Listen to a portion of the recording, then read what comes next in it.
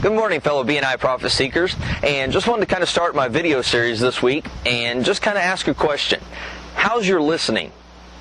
Now, notice I didn't say how's your hearing, but how is your listening? A couple weekends ago, I had the opportunity to go visit a friend in Crown Point, Indiana, and while we were there, we went and stopped by one of the malls, just kind of checking to see what all stores were there. And of course, in the mall they have the big signs and the map that has all of the stores listed and different locations. And of course, being an avid reader, I saw on the sign that, hey, Books A Million was there. And so I told Wes, I said, hey, let's go check out Books A Million, see if they got any good bargains there.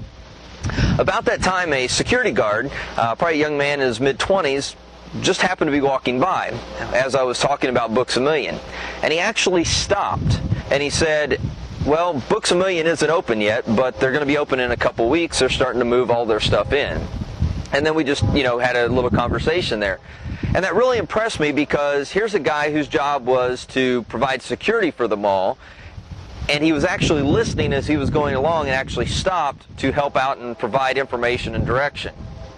And it got me thinking, is in our businesses, are we really listening to our clients? Listening to what their needs are, listening to what wants that they have, and how we might be able to help them with our businesses. Also, as BNI members, are we listening to our clients to think of ways that we might be able to refer them to other members in our group?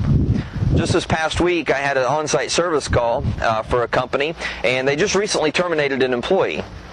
And this employee is suspected of, embezzling some money, charging some charges to the company credit card for personal items and actually having them delivered to her house.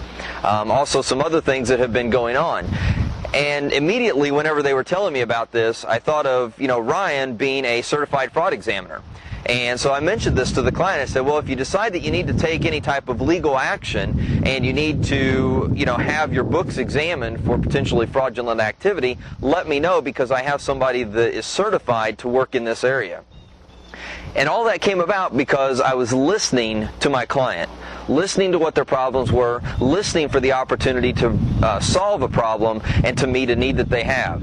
So I encourage and challenge us that as we go throughout our busy daily activities, that we really listen, that we hear what our clients are saying, that we listen to them, and find a way to meet those needs, whether or not it's something that we can personally do ourselves or not.